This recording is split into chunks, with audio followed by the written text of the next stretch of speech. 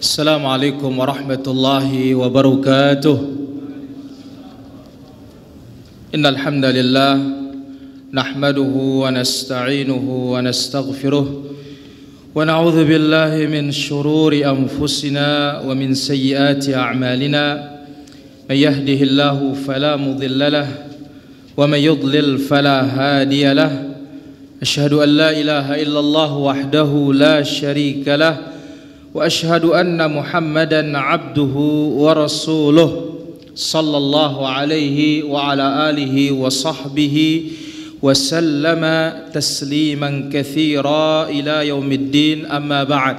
Fa inna ahsanal kalami kalamullah wa khairal hadi hadi Muhammadin sallallahu alaihi wasallam wa syarral umuri muhdatsatuha wa kullu muhdatsatin bid'ah wa kullu bid'atin dhalalah wa kullu dhalalatin finnar.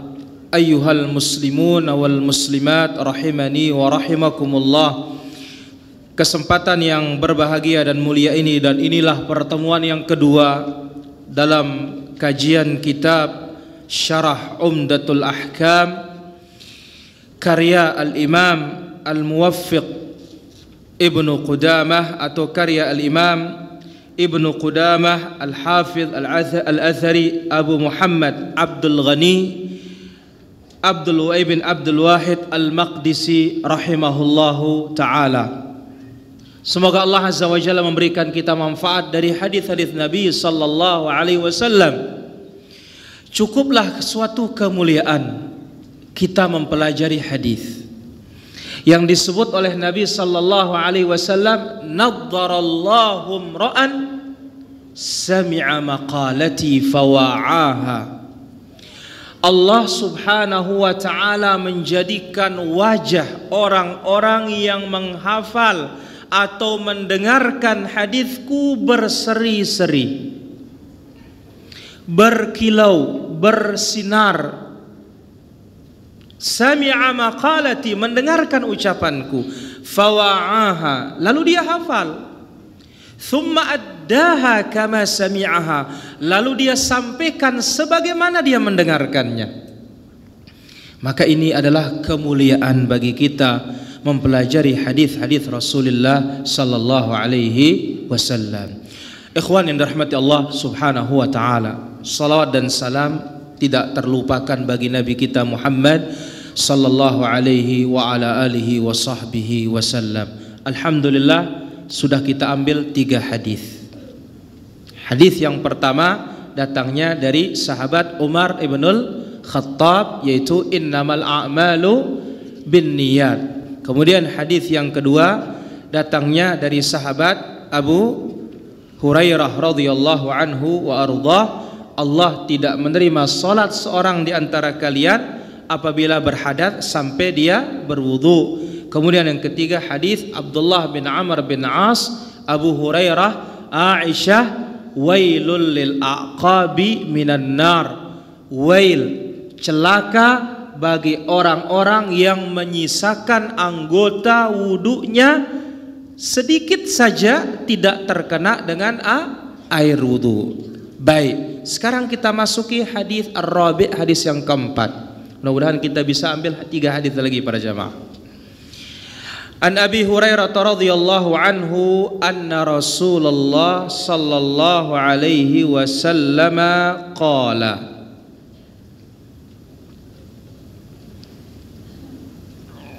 idza tawadda'a ahadukum falyaj'al fi anfihi ma'an thumma liyastanthir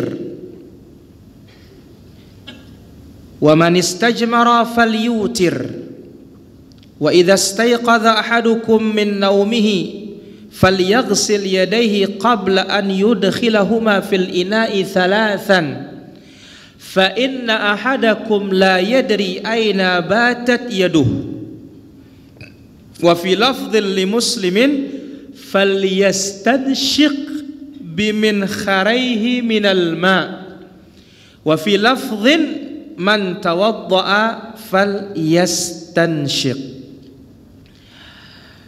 Hadis ini datangnya dari sahabat yang mulia siapa? Abu Hurairah. Kita kenal namanya siapa?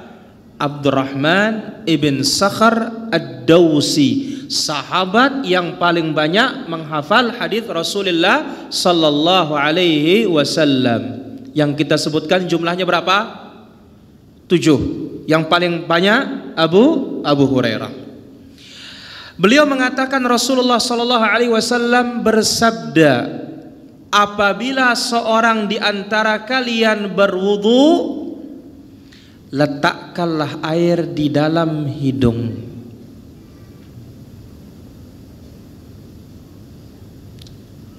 Hirup. Kemudian dibuang. 1. Isi yang kedua, wa man istajmara. Siapa yang istijmar, istinja, membersihkan hadas atau najis, kotoran berupa kencing atau buang air besar dengan menggunakan batu, hendaklah batunya ganjil 3 minimal, 7, 9 ke atas.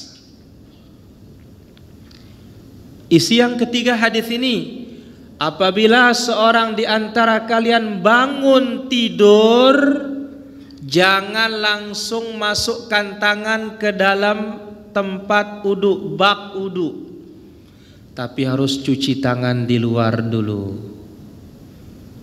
Kenapa? Karena tangan ini semalam keliling di kemana? Namanya kita tidur. Baik.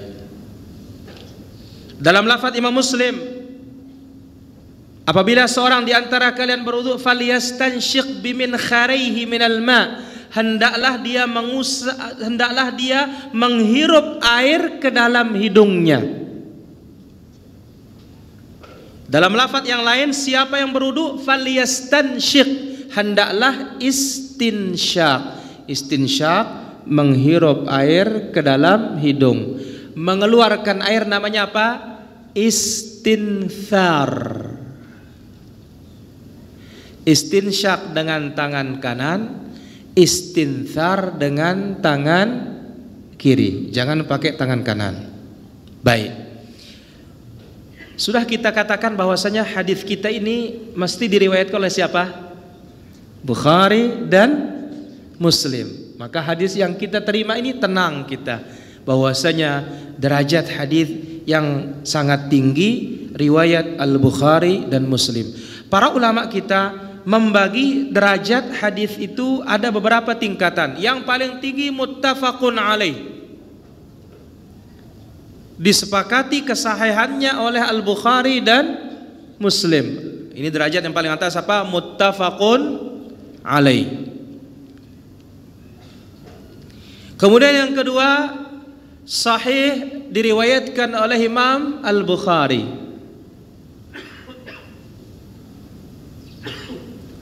Yang ketiga, sahih diriwayatkan oleh Imam Muslim. Derajat yang keempat, sahih ala syartil Bukhari. Yang kelima, sahih ala syarti Muslim. Sahih ala syarti Muslim. Ini dia tingkatan derajat hadis yang sahih yang diriwayatkan oleh keduanya. Jadi paling atas apa? Muttafaqun alaih. Taib.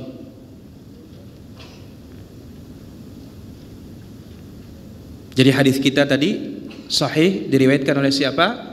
Al-Bukhari, juga diriwayatkan oleh Imam Muslim. Perawi hadis kita sudah kita kenal, sahabat Abu Hurairah. Maudhu'ul hadis. Ini poin yang ketiga. Poin pertama, perawinya atau siapa mengeluarkan hadis. Poin kedua, perawi hadis. Poin ketiga, tema hadis ini apa? Tema hadis ini bayanu syai'in min anwa'it taharah wa ahkamiha. Penjelasan macam-macam taharah beserta hukum-hukumnya. Macam-macam bentuk taharah bersuci beserta hukum-hukumnya.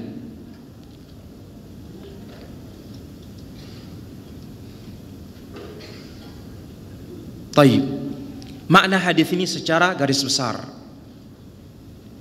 Hadis ini mengandung 3 faqarat, 3 tema, 3 poin utama. Setiap poin memiliki hukum khusus. Jadi satu hadis ini ada 3 kandungannya. Setiap kandungan memiliki hukum tersendiri. Yang pertama, zakara annal mutawaddi, orang yang berwudu kalau mulai berwudu hendaklah istinsyaq. Karena ingat, gandengan istinsyaq ini apa? Berkumur-kumur. Jangan dipisah para jamaah. Jadi jangan mulut lain, hidung lain. Hadisnya syadz. Sebagaimana dibawakan Imam Ibnu Hajar dalam kitabnya Bulughul Maram, hadisnya lemah. Jadi yang sahih adalah ambil air separuhnya untuk mulut, separuhnya untuk hidung. Ya. Jadi isi hadis yang pertama ini disebutkan orang yang berwudu ketika memulai berwudu dia memasukkan air ke dalam hidungnya. Inilah namanya apa? Istinsyaq. Setelah itu barulah mengeluarkan air dari hidungnya. Ini namanya apa? Istinthar. Jangan salah loh.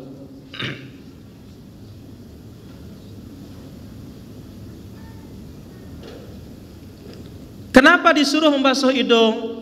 Karena hidung ini bagian dari wajah. Al-Quran memulai faghsilu wujuhakum, basuhlah wajah kalian. Memulai dengan mulut, kemudian hidung. Nabi yang mempraktikkannya, maka basuhan hidung dan mulut ini bagian dari membasuh wajah. Dan telah banyak dalil tentang disyariatkan membasuh berkumur-kumur dan memasukkan air ke dalam hidung. Jadi ini dia potongan hadis yang pertama isinya.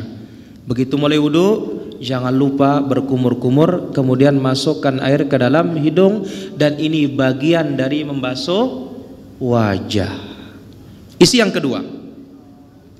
Lalu disebutkan pula man arada qat al-adha, siapa yang ingin membersihkan kotoran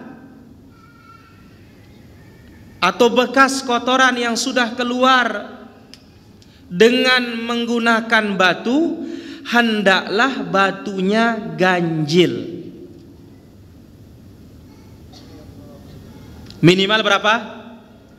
3. Berdasarkan hadits Salman Al-Farisi, hadits yang sahih, dikatakan oleh salah seorang Yahudi, allamakum nabiyyukum hatta al-khira'ah. Hai Salman, benarkah Nabi kalian mengajarkan kalian segala-galanya sampai-sampai tata cara buang hajat? Qala ajal. Salman mengatakan benar. Amarana alla nastaqbil al-qiblah wala nastadbiraha. Kami diperintah jangan hadap kiblat, jangan pula membelakangi kiblat. Wa alla nastanjiya bil yamin, jangan istinja pakai tangan kanan. Wa alla nastanjiya bi aqal min 3 ahjar, jangan istinja kurang dari 3 batu. Ini yang kedua. Jadi ketika beristinjmar menggunakan batu membersihkan kotoran, minimal berapa? 3. Lebihnya tidak ada, asal penutupnya ganjil. Poin yang ketiga. Disebutkan pula orang yang bangun tidur malam, begitu mau berwudu jangan langsung masukkan di bak. Atau juga ketika wudhu dari keran air, jangan langsung ambil wudhu, tetap cuci tangan. Sampai kita cuci berapa kali? 3 juga.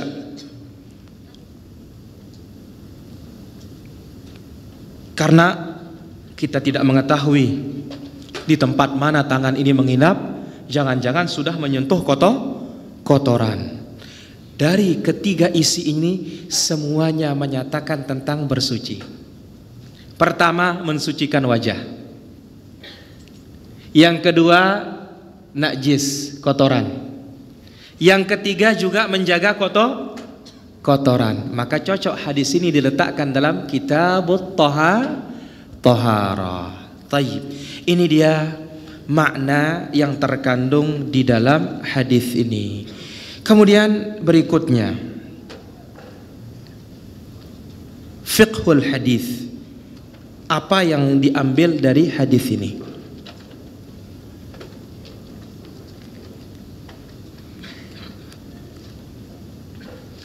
Yang pertama, wujubul istinsyaq wal istinthar.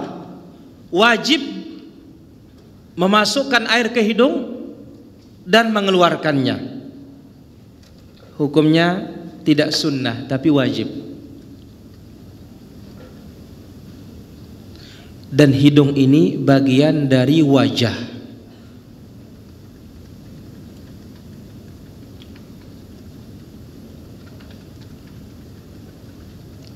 Faedah yang kedua, masyru'iyatul itar, disyariatkan ganjil dalam istinja menggunakan batu. Karena Nabi sallallahu alaihi wasallam telah mengingatkan kepada Salman dan kita umat ini jangan istijmar kurang dari 3. Maka 3 ini adalah minimal. Maksimalnya tidak ada. Cuma ingat, kalau lebih dari 3 ditutup dalam keadaan apa? Dalam jumlah ganjil, jangan genap. Dan ganjil ini disenangi oleh Allah tabaraka wa ta'ala.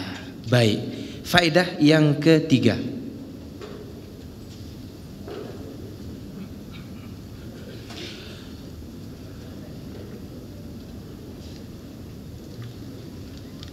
min hikamil istinthar, hikmah mengeluarkan atau memasukkan air ke dalam hidung. Hikmah yang pertama, at-tanzib, membersihkan hidung. Ini hikmah pertama, memasukkan air ke dalam hidung. Dan ini perlu dicoba para jamaah, jangan asal luar-luar saja. Waktu puasa betul, dalam hadis yang diriwayatkan oleh Imam Abu Dawud, Nabi berkata, wa balik fil istinsyaq illa an takuna shaima. Hiruplah air itu sekuatnya waktu berwudu kecuali waktu puasa. Kalau waktu puasa jangan, batal puasanya. Tapi kalau sekarang ini hirup, memang awal-awal sakit, tapi lama-lama berhenti nanti. Yang suka pilak-pilak insya Allah bisa sehat. Kenapa? Ini fungsinya menghirup air dalam hidung ini apa? Tanzib, membersihkan. Dengar penjelasan Ibnu Hajar. Ibnu Hajar berkata dalam Fathul Bari jilid pertama halaman 262, wa ala hadza fal muradu bil istinthari fil wudu at-tanzib. Tujuan memasukkan air ke dalam hidung waktu berwudu adalah untuk membersihkan lubang hidung. Lima fihi minal ma'unati 'ala al-qira'ati bi tanqiyati majran nafas tasihhu makharijal huruf. Dengan bersihnya lubang hidung membantu kita untuk membaca, dengan dibersihkan jalur pernapasan sehingga makhraj, jalan keluar huruf itu bagus. Ini manfaat yang pertama, istinsyaq atau istinthar. Manfaat yang kedua, pengusir setan. Nah, Nah, jangan disepelekan ini para jamaah. Ya, jadi bukan asal-asalan. Enggak. Ya, pertama membersihkan hidung. Bagus nafasnya. Kemudian bagus juga apa? Suaranya. Yang kedua, pengusir syaitan. Berdasarkan riwayat Al-Bukhari dari hadis Abu Hurairah, Rasulullah sallallahu alaihi wasallam bersabda, "Idza staiqadha ahadukum min manamih." Apabila seorang di antara kalian bangun tidur, fatawaddaa, lalu berwudu, falyantathir thalathan, hendaklah memasukkan air ke dalam hidungnya berapa? 3 kali. Hirup air 3 kali. Fa inna syaitan yabitu ala khayshumih, setan itu menginap di lubang hidung. Ya subhanallah. Ini memang setan luar biasa para jamaah. Enggak masuk rumah enggak pakai bismillah, assalamualaikum, ikut. Makan enggak pakai bismillah, ikut. Minum enggak pakai bismillah, ikut.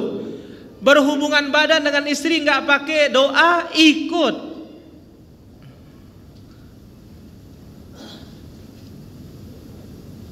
Jadi apa saja kegiatan kita berusaha diikuti oleh syaitan.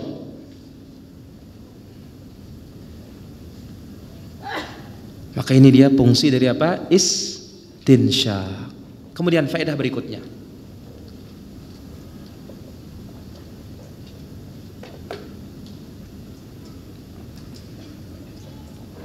masyru'iyatu ghaslil yad min naumil lail. Disyariatkan membasuh tangan ketika bangun tidur malam secara khusus.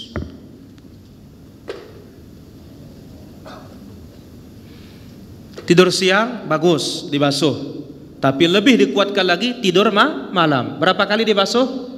3 kali dulu, baru mulai berwudu. Faedah berikutnya, wujubul wudu minan naum, wajib wudu kalau tidur. Yang diperbincangkan oleh para ulama kita, kalau tidurnya apa? Tidurnya, kalau katanya orang, tidur belalang. Tidur belalang bagaimana? Mau ditangkap masih lari gitu loh. Nah sekarang kita bagaimana? Tidur tetapi apa? Tahu apa omongan orang kiri kanan kita, tapi setengah sadar. Kalau seperti ini masih tidak ada masalah, tidak pakai wudu. Tapi kalau sudah ngegas, wah, wudu. Kenapa? Kalau ini Nabi bersabda dari ucapan dalam hadis Ali bin Abi Thalib, al-ainan wika'ussah, kedua mata ini kuncinya lubang belakang. Fa idza namatil ainan, kalau mata ini sudah terkunci tidur, ya, kalau mata sudah tidur, istatlaqatil wika, maka pintunya sudah terbuka. Maka wujubul wudu minan naum, kalau sudah tidur wudu, wajib wudu. Faedah berikutnya,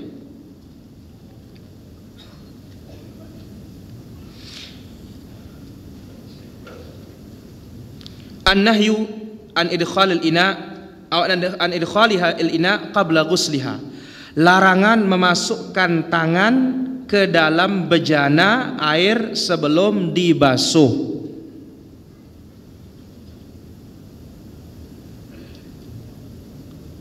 Sebagian ulama mengatakan haram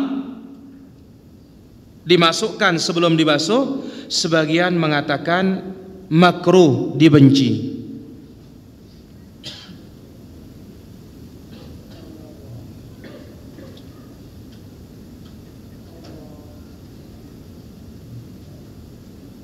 Kemudian faedah berikutnya,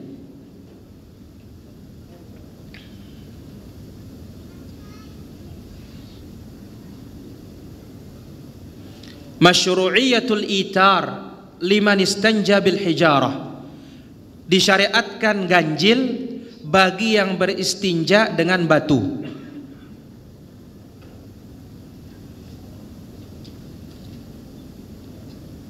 Loh, kok kita berbicara batu sekarang zaman modern sudah pakai tisu semuanya? Ya, kalau pakai tisu bagaimana? Sama. Ya, minimal 3, jangan kurang dari 3. Meskipun sisi kebersihan jauh lebih bersih menggunakan tisu. Tetapi bisa saja di suatu perjalanan kita ke hutan apa semisalnya, mau dapat tisu dari mana kalau tidak bawa tisu? Maka apa? Minimal 3 batu, maksimalnya tidak ada. Disyariatkan bagi yang beristinja dengan batu hendaklah itar ganjil. Taib, inilah dia beberapa faedah dari hadis ini. Sedikit kita ambil beberapa ikhtilaful ulama, perbedaan para ulama dalam beberapa hal. Kita ambil yang pertama, hukum memasukkan air ke dalam hidung wajib atau sunnah?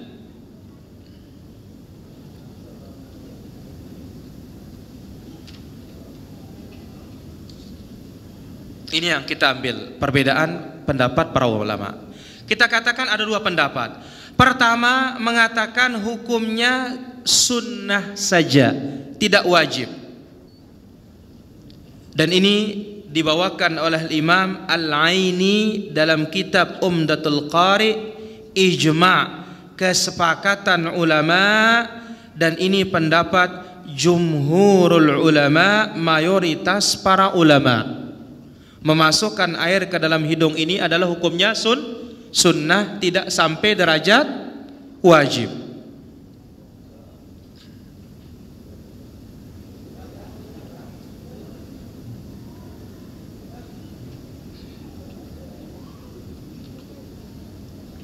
Pendapat yang kedua,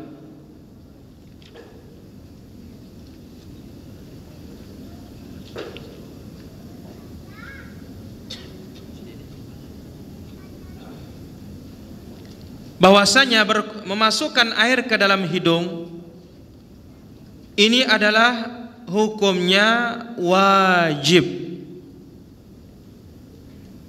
Dan ini diambil oleh ulama zaman sekarang, Syekh Al-Albani wa Syekh Ibn Utsaimin rahimahumullahu ta'ala.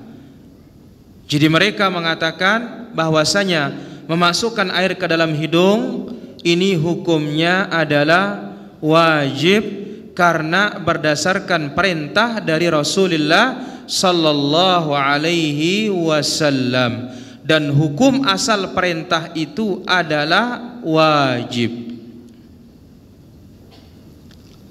Wajibnya diambil dari mana? Hidung, mulut, bagian dari apa? Wajah. Wajah membasuhnya apa? Wajib. Maka ketika basuh wajah wajib, maka basuh mulut, basuh hidung pun juga wajib. Dan tidak ada satu riwayat pun Nabi SAW meninggalkan berkumur-kumur, meninggalkan memasukkan air ke dalam hidung. Tidak ada. Cuma pernah dibelakangkan, iya.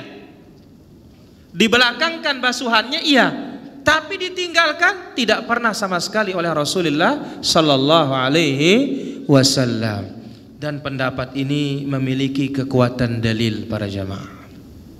Baik, masalah yang kedua, tidur yang mana disyariatkan membasuh tangan?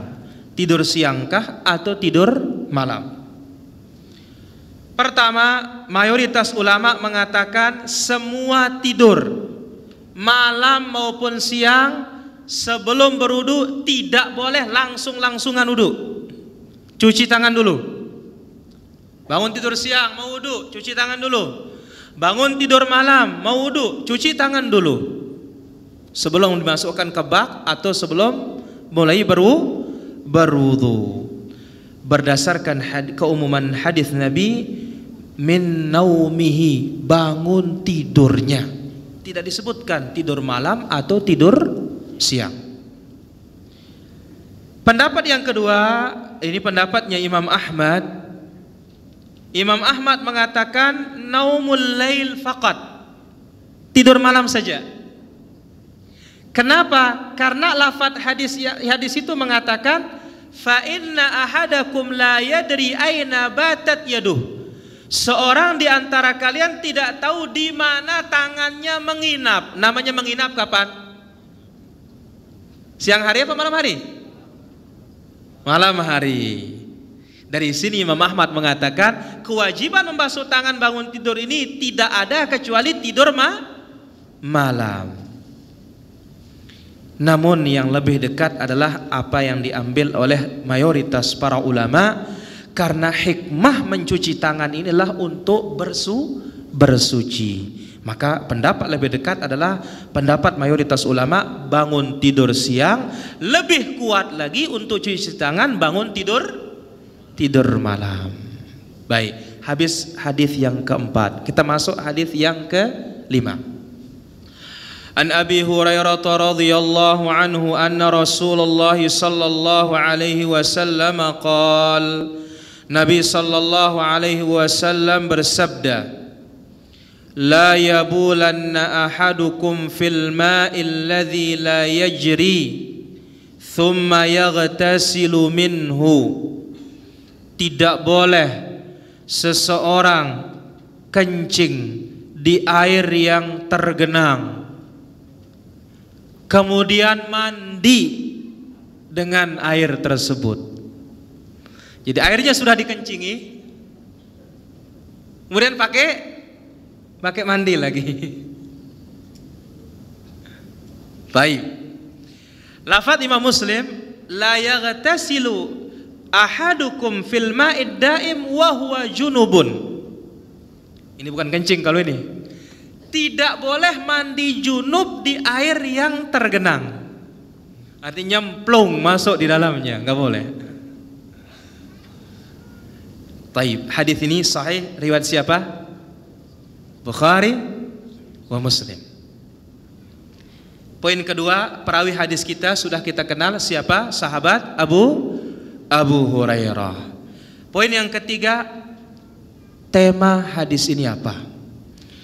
Tema hadis ini adalah penjelasan hukum kencing di air yang tergenang dan mandi junub di dalamnya, ya, dan mandi junub di dalamnya atau menggunakannya.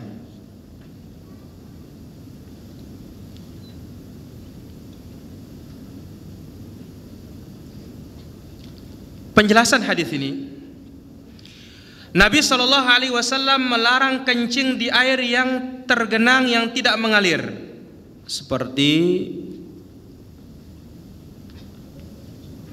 kolam yang tidak ada alirannya di tengah-tengah hutan, tengah-tengah padang pasir, ya, atau apapun bentuknya, yang penting air tergenang, tidak mengalir.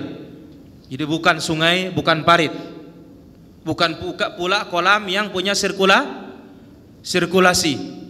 Ya, kalau laut jangan tanya, nggak ada urusan kalau laut. Baik. Jadi Nabi Shallallahu Alaihi Wasallam melarang kencing di air yang tergenang, yang tidak mengalir, yang dimanfaatkan oleh orang, agar jangan air itu terkontaminasi. Dan ini juga menyatakan indahnya Islam para jamaah, menyebutkan kehebatan Islam. Masalah air ketika dia limit, ketika dia sedikit diperhitungkan, dia banyak pun diperhitungkan. Ketika banyak, apa kata Nabi Sallallahu Alaihi Wasallam?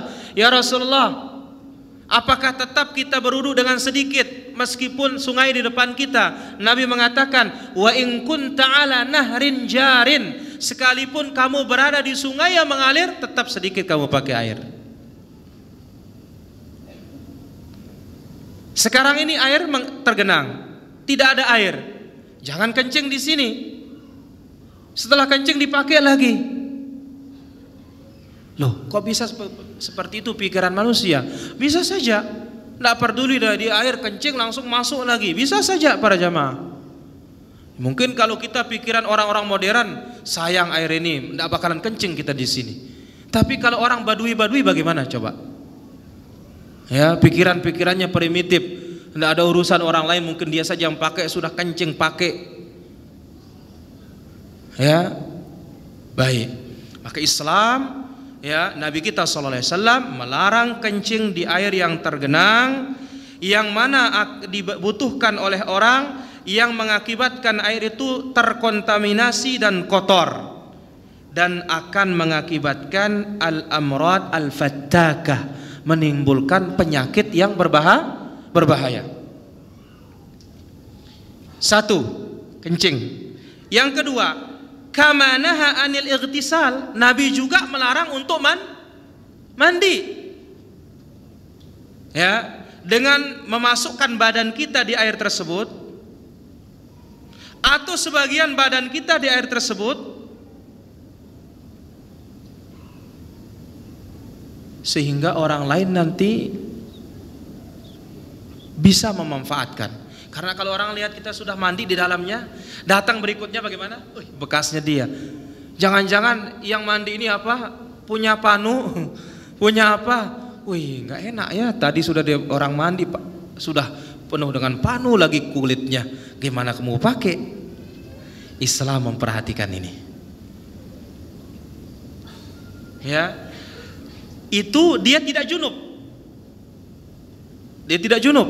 Sekarang kalau dia junub, asyad, lebih dahsyat lagi larangannya mandi di tempat tersebut. Air yang tergenang ini. Jadi ini perlu diperhatikan para jamaah. Jadi kencing di dalamnya terlarang. Kemudian juga mandi di dalamnya terlarang. Yang ketiga, mandi junub di dalamnya lebih terlarang lagi. Adapun kalau air mengalir boleh, mau mandi apa saja boleh. Kemudian juga dia kencing pun kalau air mengalir tidak ada masalah. Ya, cuma hindari kencing, hindari buang air. Kenapa? Banyak makhluk yang akan membutuhkan, yang akibatnya mungkin kolera, muntaber dan semisalnya. Ini adat-adat biasa di kampung, ya. Biasa kalau sudah di parit berjamaah dia. Ya, Anda tahu imamnya di mana ini. Jadi kalau masjidnya sepi dari jamaah, tapi kalau paritnya penuh dengan jamaah. Hadza huwa. Inilah dia makna dari hadis ini. Jadi Nabi SAW melarang kencing di air yang tergenang. Kemudian melarang mandi di air yang tergenang. Kemudian juga melarang orang junub mandi di air yang tergenang. Berarti yang boleh caranya bagaimana? Diambil, mandi di tempat jauh. Jangan lagi air itu kembali. Taib. Ini dia makna dari hadis yang kelima. Janganlah seorang di antara kalian kencing di air yang tergenang, kemudian mandi di dalamnya. Lafaz Imam Muslim, janganlah seorang di antara kalian mandi junub di air yang tergenang. Berarti makna hadisnya ada berapa? Ada tiga makna. Taib. Poin yang kedua atau poin yang keempat, larangan ini haram apa makruh? Ya, dilarang, tetapi larangannya haram atau makruh. Terjadi perbedaan pendapat para ulama kita menjadi tiga pendapat. Al-Malikiyah mengatakan makruh, dibenci, berarti hindari. Al-Hanabilah wal-Zahiriyah mengatakan haram kencing di sana, haram mandi di sana, haram mandi junub di sana, di air yang tergenang. Kalau mengalir nggak ada urusan para jamaah. Kalau mengalir bebas, cuma hindari kencing, hindari buang air. Karena apa? Dimanfaatkan oleh orang lain. Pendapat yang ketiga mengatakan, sebagian para ulama mengatakan kalau airnya sedikit haram, kalau airnya banyak makruh. Was-sahih adalah ini hukumnya haram. baik airnya sedikit maupun banyak, selama air itu tergenang tidak boleh dikencingi, tidak boleh nyemplung mandi di dalamnya, tidak boleh juga mandi junub di dalamnya. Caranya berarti apa? Hah? Pakai gayung. Itu baru dibenarkan oleh syariat kita. Taib, faidah yang bisa kita ambil dari hadis ini.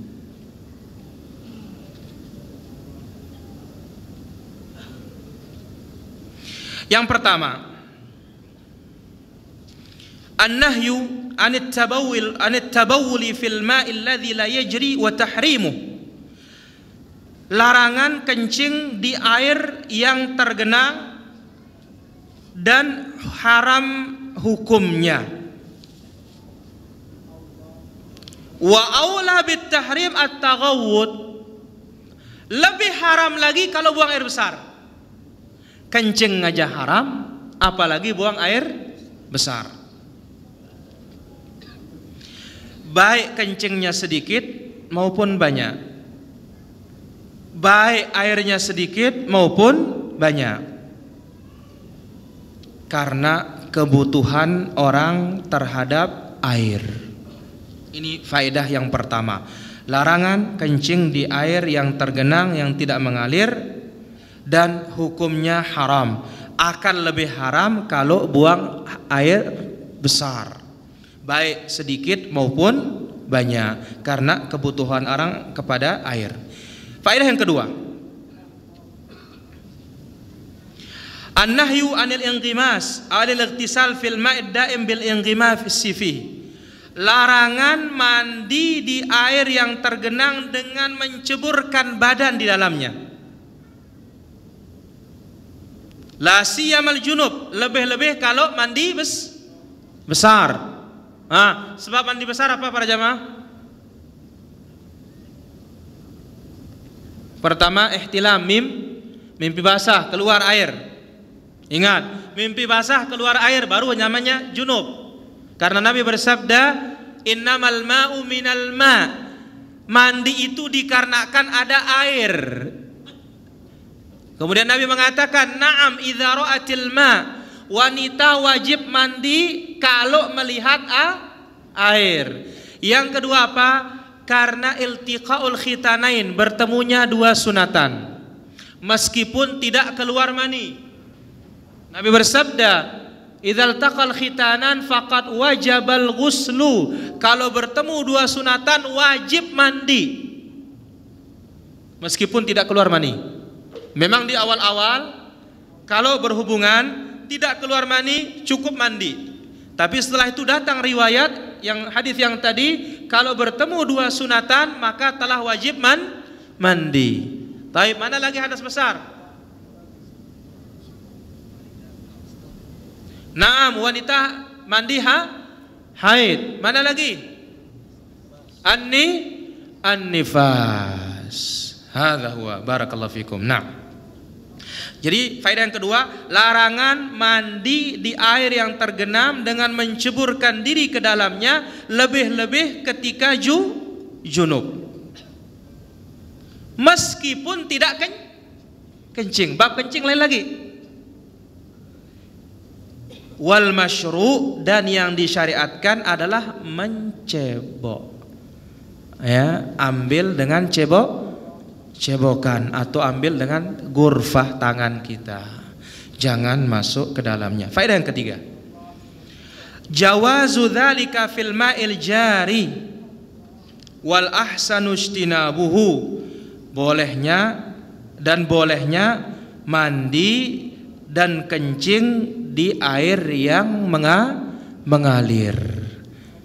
Ya, bolehnya mandi junub, bolehnya menceburkan badan di air yang mengalir, bolehnya kencing di air yang mengalir, tetapi lebih baik kencing ini dihindari di air yang mengalir. Karena apa? Dimanfaatkan oleh orang banyak. Ingat para jamaah, Nabi bersabda, afdhalus sadaqah al-ma'. Sedekah yang paling afdal apa? Air. Allah memasukkan wanita perzina dari Bani Israel gara-gara apa? Ngasih anjing minum. Apalagi orang beriman memberikan orang yang puasa, orang lain minum, para jamaah, akan lebih utama dimaafkan dosanya oleh Allah tabaraka wa ta'ala.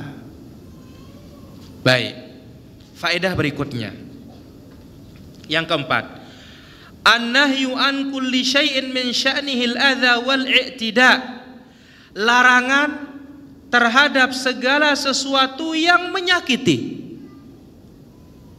Jadi kalau kencing di tempat air tergenang menyakiti orang lain, mandi di tempat air tergenang menyakiti orang lain, maka apapun bentuknya menyakiti orang, ini tetap terlarang di dalam agama kita.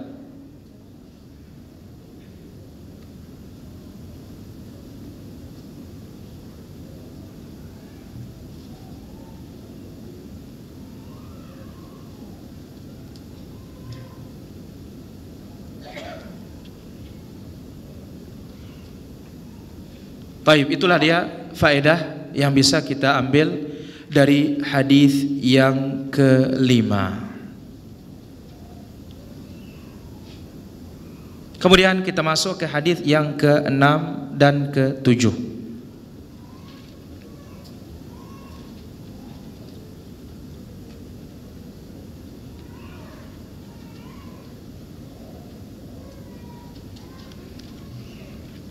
An Abi Hurairah radhiyallahu anhu anna Rasulullah sallallahu alaihi wasallam qala idza syaribal kalbu fi ina'i ahadikum falyaghsilhu sab'an wa li muslimin ulahunna bit turab wa lahu fi hadithi Abdullah bin Mughaffal anna Rasulullah sallallahu alaihi wasallam qala idza walagal kalbul fil ina faghsiluhu sab'an wa affiruhu thaminata bit turab. Hadis ini diriwayatkan oleh Al-Imam Al-Bukhari dan juga Al-Imam Muslim. Abu Hurairah radhiyallahu anhu mengatakan Rasul sallallahu alaihi wasallam bersabda, apabila anjing minum di bejana salah seorang di antara kalian, entah piring kita atau mangkok kita atau gelas kita atau nampan kita atau bak air kita, apa saja, anjing minum di sana, falyaghsilhu sab'an. Ini istimewanya, harus dibasuh 7 kali. Kalau yang lain minum nggak ada, tapi kalau anjing minum harus 7. Baik. Lafaz Imam Muslim mengatakan ulahun nabit turab, basuhan pertama tanah, 6 selanjutnya air. Tanah dulu gosok, tidak mesti lumpur, karena kalau kita melihat orang-orang tua kita di kampung-kampung harus cari lumpur masuk ke dalam kolam, tidak. Intinya tanah, ya. Misalkan ini dijilat, ambilkan tanah, gosok dulu, kemudian 1 air, 2, 3, 4, 5, 6, habis. Karena 7 dengan tanah. Yang pertama tanah, jangan yang terakhir tanah. Karena memang ada riwayat mengatakan yang terakhir tanah berarti apa? Kotor lagi, berarti basuh lagi. Taib. Walahu, lafaz Imam Muslim juga dari hadis Abdullah bin Mughaffal, Rasul sallallahu alaihi wasallam bersabda, apabila walagha artinya dijilat, anjing menjilat bejana kita. Kalau tadi minum, berarti sisa minumnya buang, terus cuci 7 kali. Pertama tanah. Sekarang nih idza walagha, kalau dia menjilat, dan tabiatnya anjing apa? Menjilat. Kalau dia jilat bejana kita, ini ingat bejana, tidak bisa dikembangkan ke yang lain. Nanti kalau dijilat baju antum, pertama pakai tanah, enggak. Cukup dibasuh saja, kasih sabun, selesai. Tapi ini kalau kaitannya masuk ke dalam mulut, dia punya bakteri yang luar biasa anjing ini para jamaah. Jadi kalau dia jilat bejana kita, faghsiluhu sab'an. Basuh berapa kali? 7. Wa affiruhu tsaminata bit-turab. Ini riwayatnya nih. Yang ke-8 pakai tanah. Basuh 7, ke-8-nya pakai tanah. Setelah pakai tanah, cuci lagi pakai air. Berarti jatuhnya berapa? 9 kali. Taib, sudah kita ketahui hadis ini riwayat Al-Bukhari dan Muslim. Kemudian sahabatnya siapa? Abu Hurairah. Kemudian ada Abdullah bin Mughaffal.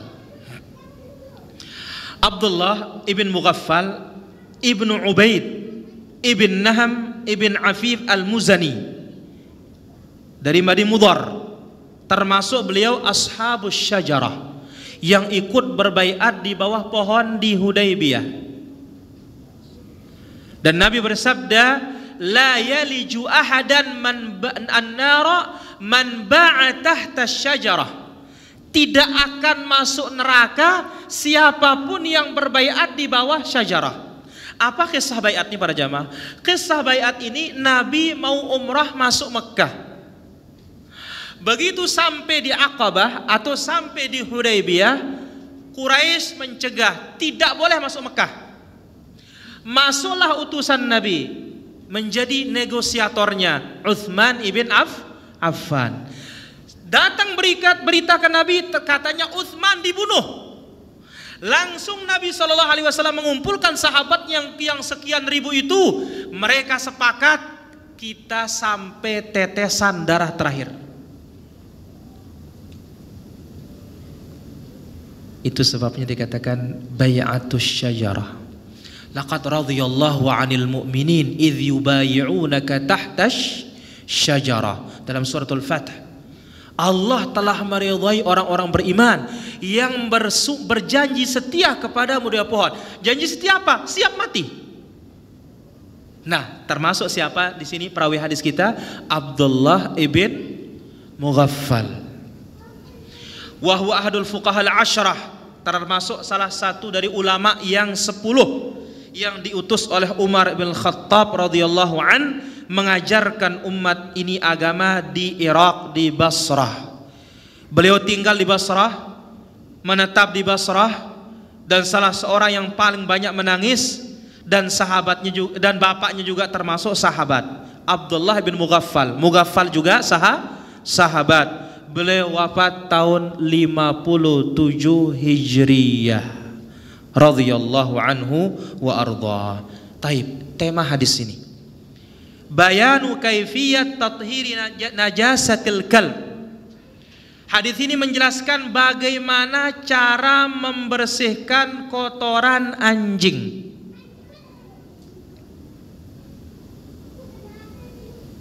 Hadis ini menjelaskan bagaimana kaifiyat, tata cara kita membersihkan kotoran anjing. Penjelasan hadis ini atau makna hadis ini, anjing minal hayawanat al-mustakrahah, hewan yang dibenci, yang membawa banyak penyakit dan kotoran. Amara syari'ul hakim, syariat yang bijak memerintahkan kita membasuh bejana yang sudah dijilat berapa kali? 7 kali. Ini anjing tidak disisakan para jamaah, sampai diberikan ungkapan oleh Allah, ya, intahmilhu yalhath au tatrukhu yalhath.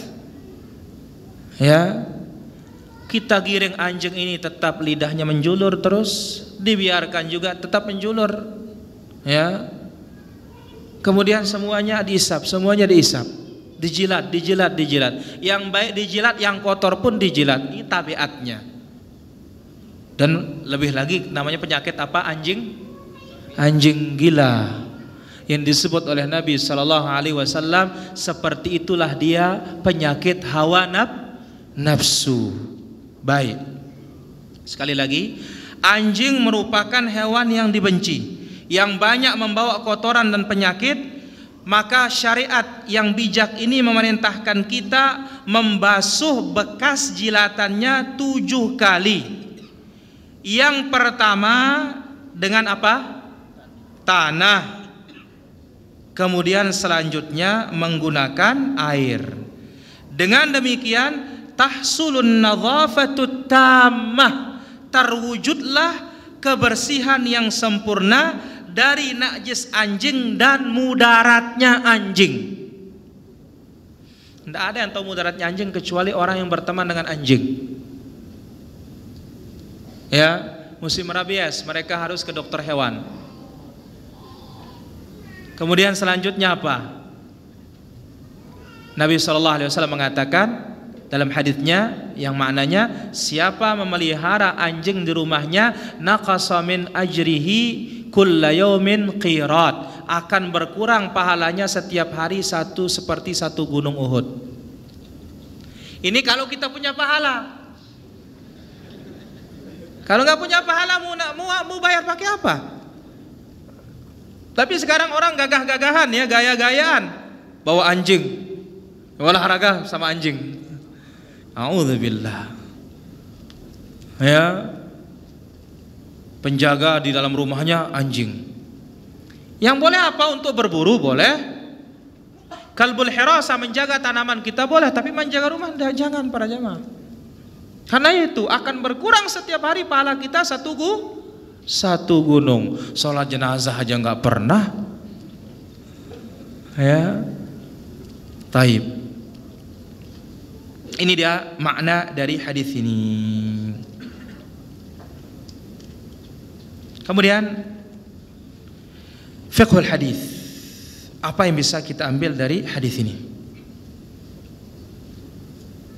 Yang pertama, at-taghlidh fi najasatil kalb. Kerasnya najis anjing atau beratnya najis anjing. Li syiddati qadharatihi, karena sangat kotornya.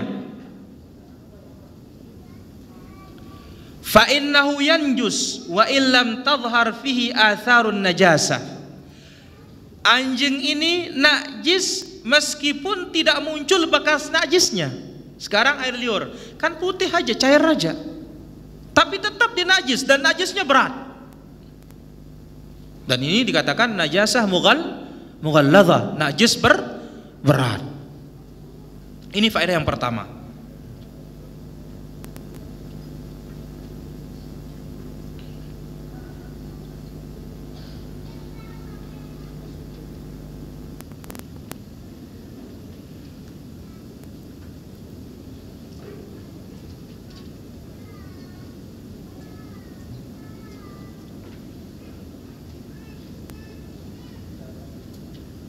Faedah yang kedua,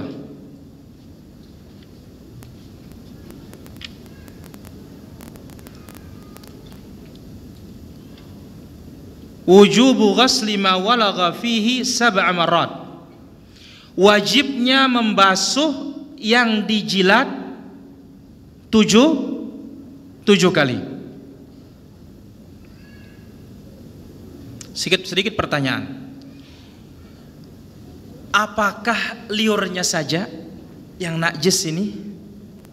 Ataukah tangannya, kakinya, ekornya, mulutnya? Dikatakan oleh para ulama kita, siapa yang mengatakan sebab disuruh membasuh itu karena najis, maka apa? Semuanya sama. Kena kakinya berarti basuh 7 kali juga. Kena ekornya berarti basuh 7 kali pula. Dari bejana-bejana kita. Ya.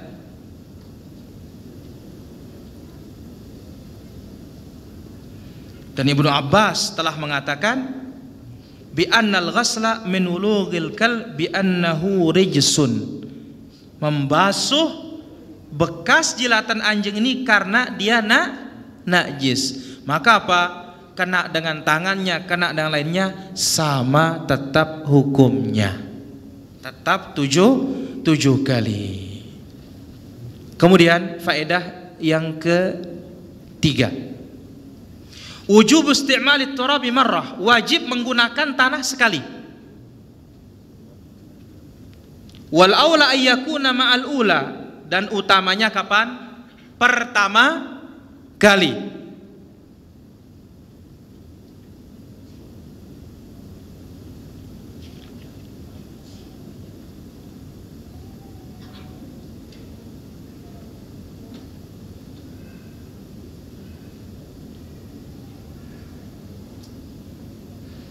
Dan pendapat yang kuat adalah inilah dia yang 7 kali ini, ulahun nabit turab, yang pertama menggunakan tanah dan sisanya menggunakan air.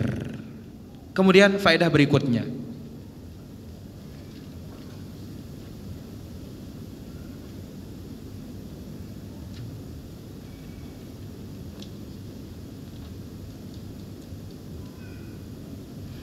al-haditsu ya'ummu jami'al kilab. Hadis ini mencakup seluruh anjing.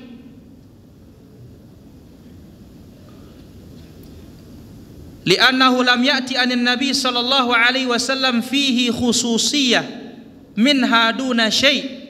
Karena tidak ada penghususan dari Nabi sallallahu alaihi wasallam.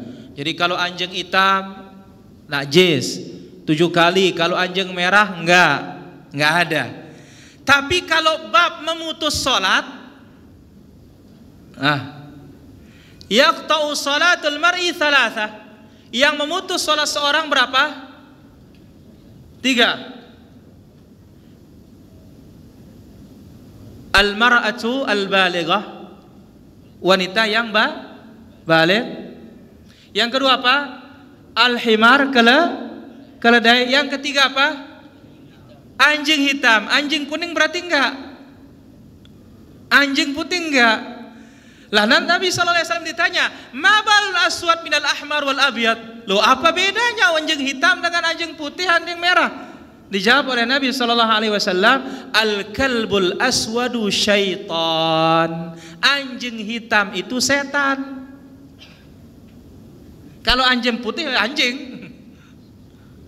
Tapi kalau yang hitam ini apa? Setan.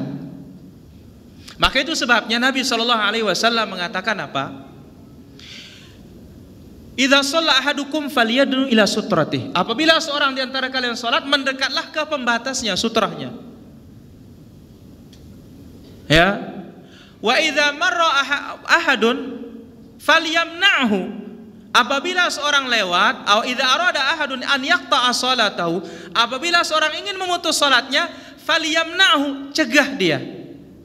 Fa in aba falyuqatilhu, kalau enggak mau maka dengan keras. Fa inna ma'ahu syaitan, karena kalau sampai 2 kali 3 kali enggak mau dilarang, berarti orang ini sama setan dia. Ya, dia jalannya sama setan. Kalau memang dia itu manusia, tidak ada setannya, sekali aja sudah kaget. Maaf katanya. Tapi ini 2 kali enggak mau, 3 kali enggak mau, berarti apa? Lebih keras. Karena apa? Dia bersama syaitan. Nah, adapun dalam bab liur, jilatan, tidak ada bedanya. Anjing hitam, anjing putih. Kemudian anjing itu sebagai anjing penjagakah atau anjing untuk berburu kalbus said, tetap liurnya itu najis. Cuma bedanya kalau anjing said terpelajar ini bismillah Allahu akbar, lepas, dapat dia menjangan, mati, halal dimakan. Nabi bersabda, idza arsaltal kalba kal muallam fakuluh. Apabila engkau lepas anjingmu yang terpelajar, wa dzakarta smallah, engkau sebut nama Allah, thumma amsaka alik, lalu dia tangkapkan kamu, makan dia. Tapi kalau mendapatkan masih hidup, ya tinggal dipotong lagi, bismillah Allahu akbar. Tapi nggak dapatnya sudah hidup, sudah mati begitu. Dan sendiriannya, nggak ada anjing lain. Kalau ada anjing lain jangan dimakan kalau mati. Karena belum tentu anjing itu terpelajar. Karena belum tentu juga anjing kita yang membunuhnya. Hadza huwa. Kemudian faedah berikutnya.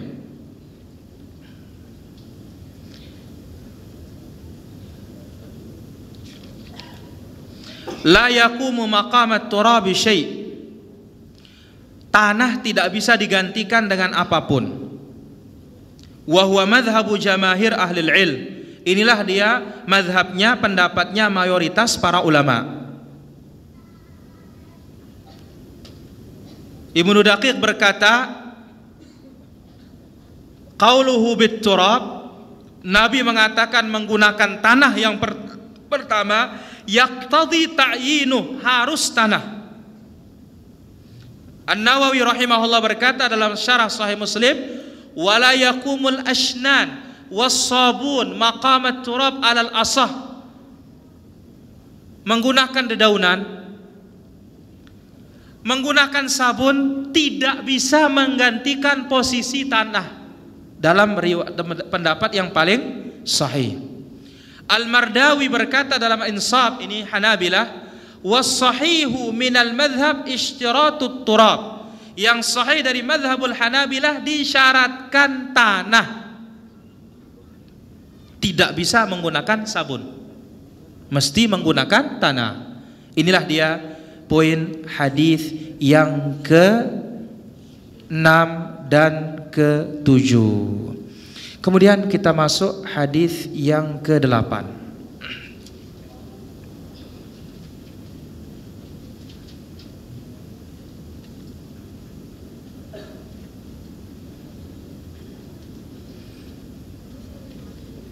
Hadis yang ke-8. An Humran maula Uthman bin Affan radhiyallahu anhu annahu ra'a Uthman da'a biwudu fa afraga ala yadayhi min ina'ihi faghasalahuma 3 marrat thumma adkhala yaminahu fil wudu thumma tamadmada wastanshaqqa wastanthara thumma ghasala wajhahu 3 wa yadayhi ila al-mirfaqaini 3 thumma masaha bi ra'sihi thumma ghasala kilta rijlaihi 3 thumma qala ra'aitu an-nabiyya sallallahu alaihi wasallam tawadda'a nahwa wudu'i hadha wa qala man tawadda'a nahwa wudu'i hadha thumma shalla rak'atain la yuhaddithu fihi ma nafsahu ghufira lahu ma taqaddama min dhanbi. Perhatikan hadis ini dari Humran, budak yang sudah dimerdekakan oleh sahabat Uthman ibn Affan. Uthman bin Affan sahabat yang spesialis dalam membawakan hadis wudu. Ditambah yang kedua namanya Abdullah ibn Zaid. Di samping itu Abdullah bin Zaid spesialis membawakan riwayat azan. Jadi para sahabat ini banyak punya spesialis para jamaah. Ya, afradukum Zaid, ahli faraid Zaid. Ya, Abu Ubaidah aminu hadhil ummah. Abu Ubaidah Amir bin Jarrah amin, orang yang amanat dari umat ini. Abu Bakar Siddiqul ummah, Umarul Faruq.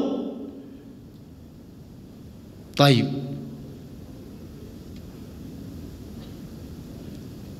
Humran mantan budak atau mantan budak yang dimerdekakan oleh siapa? Uthman ibn Affan. Nah, siapa memerdekakan? Kesana disandarkan. Nabi bersabda, al-wala'u liman a'taq. Perwalian itu, perwalaan itu, ya, penisbatan itu, perloyalan itu diberikan kepada yang memerdekakan. Sekarang Uthman memerdekakan Humran, berarti Humran maula Uthman. Taib, Ibnu Umar punya budak namanya Nafi', atau ada seorang budak Nafi' dimerdekakan oleh Ibnu Umar, maka apa disebut? Nafi' maula Ibnu Umar. Baik, itu arti maula. Dari Humran maula Uthman bin Affan, budak yang sudah dimerdekakan oleh Uthman bin Affan. Annahu ra'a Uthmana da'a biwudu. Humran melihat Uthman meminta air wudu.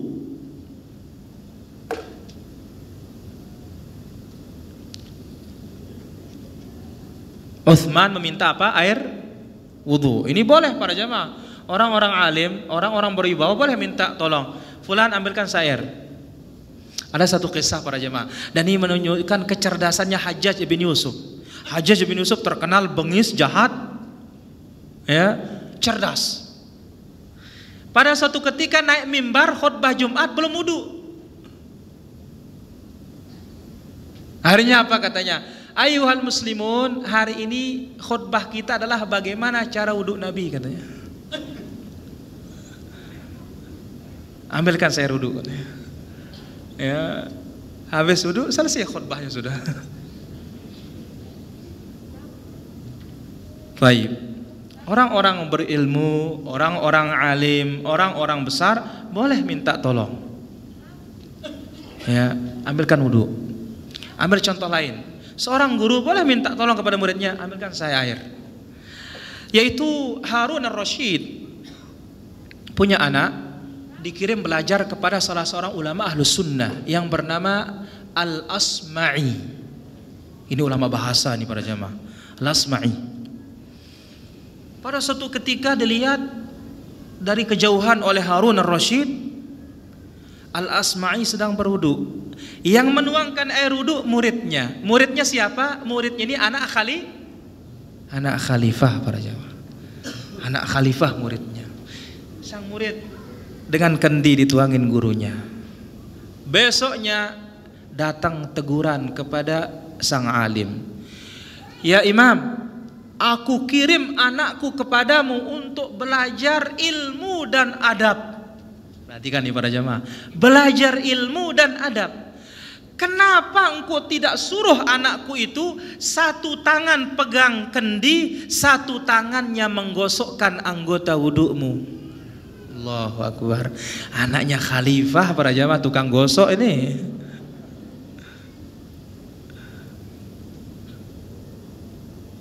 Nah, di sini Utsman minta apa? Minta air.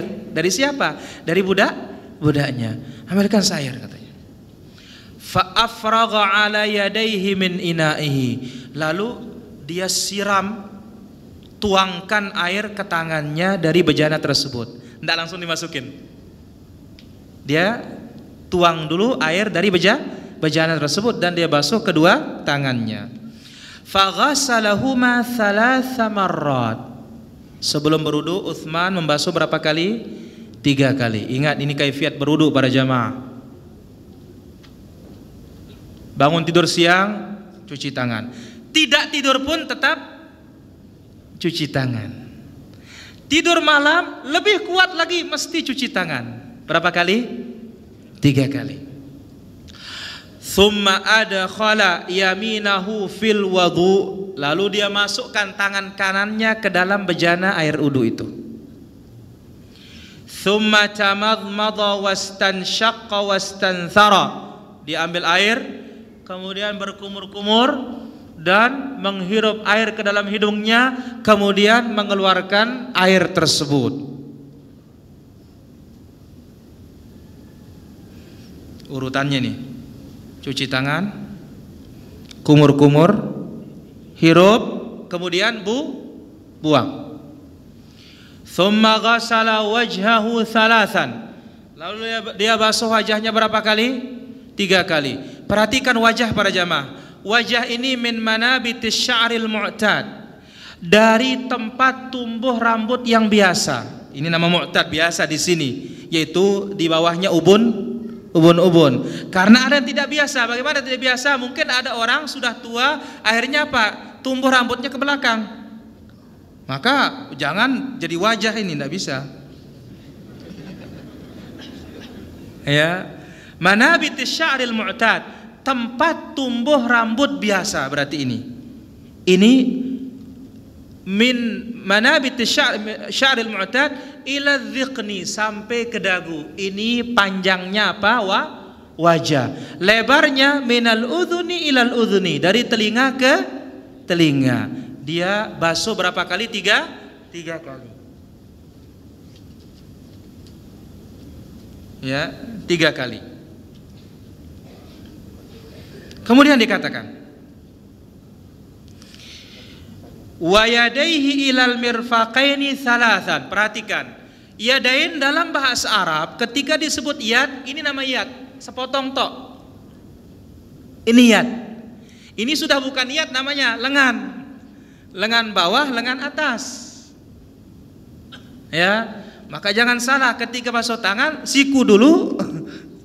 Ini terakhir, bukan. Jadi ayatnya wa aidiakum, tangan kalian ilal marafiq, sampai ke siku. Jadi jangan berubah jurusnya para jamaah. Ketika tidak ada keran begini, ketika ada keran begini.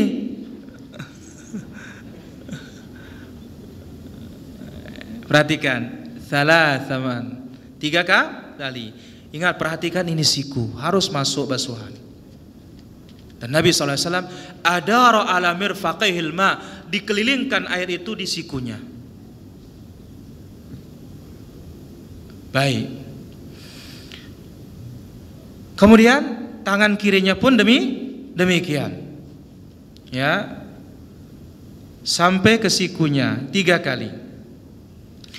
Thumma masaha bi ra'sihi, kemudian dia mengusap kepala. Dalam hadis ini tidak disebutkan kaifiatnya dan tidak disebutkan kalinya. Maka terdapat di dalam hadis Abdullah bin Zaid radhiyallahu anhu, yaitu apa? Fa akhadzal ma thumma wada'ahu fi muqaddami ra'sihi, diletakkan di depan kepalanya.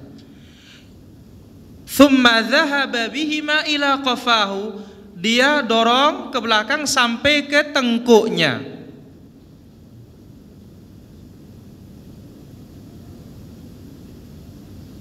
Thumma raddahuma ila al-makan alladhi bada'a minhu, kemudian dibalikkan lagi ke tempat mulainya.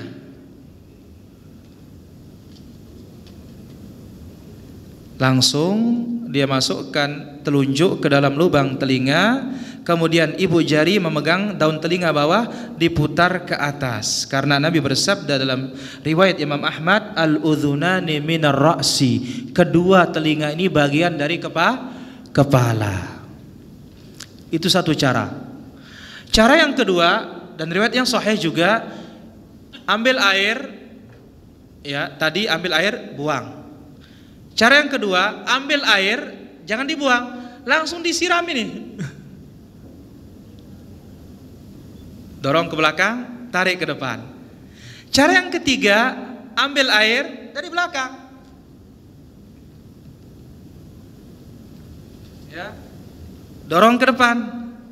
Dari depan, dorong lagi ke belakang, langsung ke telinga. Semuanya cara ini sahih. Yang tidak sahih itu yang begini.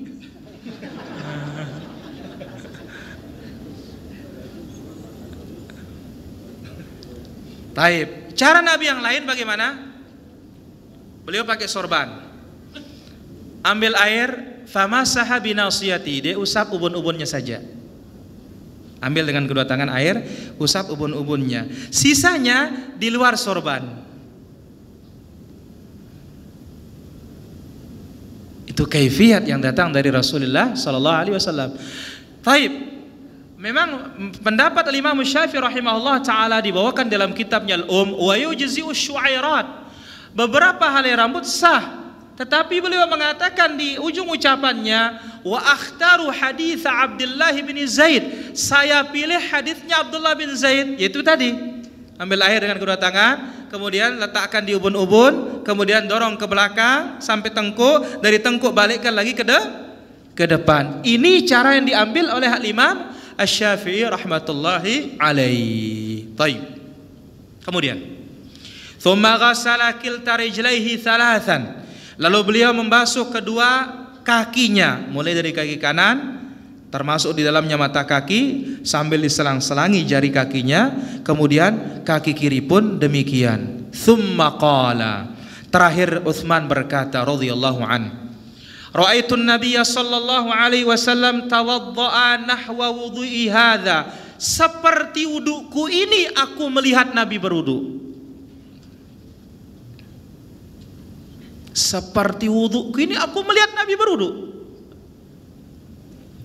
Waqala, dan beliau berkata, Rasulullah sallallahu alaihi wasallam bersabda, man tawaddaa nahwa wudu'i hadza, ini kata Nabi ini, siapa yang berwudu seperti wuduku ini, Maka ini pentingnya sekarang apa? Ittiba.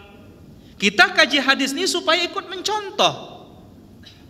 Sebagaimana salat, sallu kama raaitumuni usalli. Itu belum babnya. Ini masih apa? Mulai dari taharah, termasuk yang paling agung adalah berwudu. Nabi berkata, "Man tawadda'a nahwa wudu'i hadza." Siapa yang berwudu seperti wuduku ini. Nah, perhatikan nih para jemaah. Maka wudu kita seperti wudu Nabi atau enggak? Atau ikut-ikutan? Hadza huwa. Thumma shalla rak'atain. Setelah wudu salat 2 rakaat. Salat apa? Sunnah wudu. La yuhadditsu fihi ma nafsahu, tidak ada bisikan-bisikan dalam hatinya. Benar-benar khusyuk. Ghufira lahu ma taqaddama min dzambih.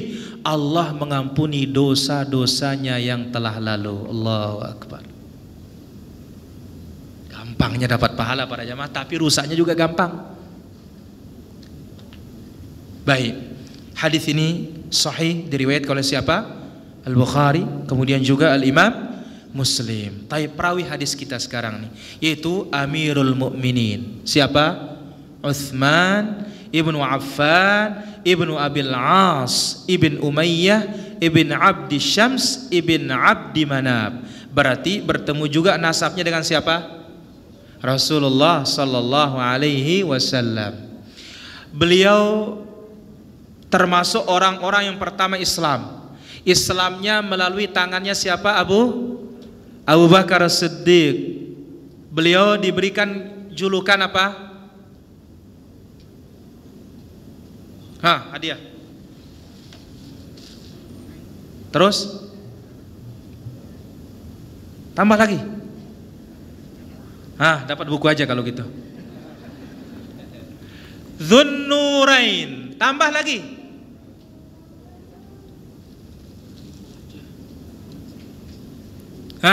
Julukan beliau nih para jamaah. Dzunnurain wal tambah wal hijratain. Sama satu. Dzunnurain. Kenapa dikatakan Dzunnurain? Pertanyaan lagi nih. Kenapa dikatakan Dzunnurain, 2 cahaya?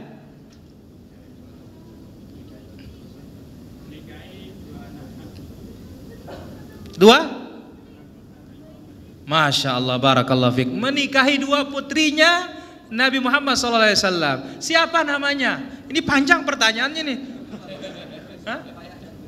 Barakallahu fiik. Ambil mana yang tadi? Sini.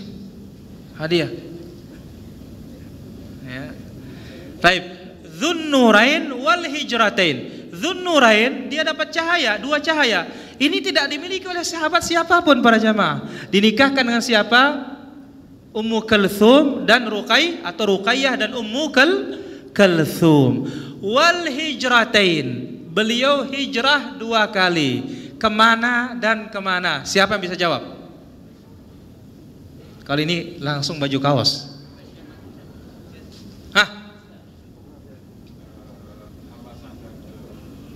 Barakallahu fiik.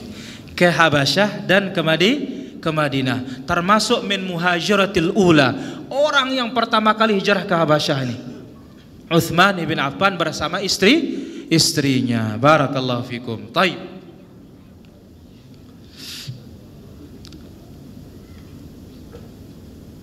Dan beliau sallallahu alaihi wasallam memiliki sifat yang sangat istimewa, sangat pemalu. Umat manusia yang paling pemalu adalah siapa? Utsman. Saking malunya malaikat malu. Bayangin para jamaah. Pernah dalam Sahih Bukhari, Nabi sallallahu alaihi wasallam atau Sahih Muslim, Nabi alaihi salatu wasallam sedang duduk, tersingkap pahanya atau betisnya. Minta izin Abu Bakar masuk, Nabi santai. Masih kesingkap betisnya atau pahanya. Masuk Umar minta izin, dibiarkan. Masih kesingkap betisnya atau pahanya.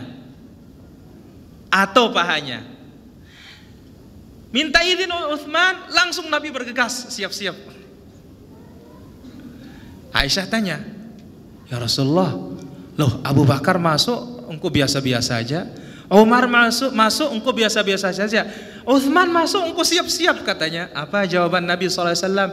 Ala astahi min rajulin tastahi minhul malaikah. Apa tidak aku malu kepada seseorang yang malaikat sendiri malu kepadanya? Jangan-jangan dia Utsman masuk dalam keadaan seperti ini, dia malu mengungkapkan apa permintaannya dan hajatnya. Allahu Akbar. Tapi pertanyaan, apa ini tidak menjadi dalil bahwasanya paha itu bukan aurat? Kita katakan di sini syak minar rawi, keraguan perawi betis atau paha. Nah, ketika terjadi keraguan di sini, maka ini menunjukkan tidak bisa menjadi dalil menunjukkan paha itu bukan aurah. Kenapa? Karena riwayat lain mengatakan ketika Nabi melewati seseorang, tutup pahamu karena paha itu adalah aurat. Baik, kita lanjut. Waktu tinggal sedikit nih para jamaah. Kemudian beliau jasa yang terbesar, beliau mengumpulkan Al-Quran dengan satu rasam, dengan satu tulisan, dengan satu bahasa, dengan bahasa Quraisy. Kenapa? Sahabat membaca Quran dengan gaya yang lain, dialek lain. Yang satu baca Quran dengan dialek lain, ribut. Datanglah dia kepada sahabat, oh hakadha unzilat, hakadha unzilat, oh seperti ini turunnya, seperti ini turunnya.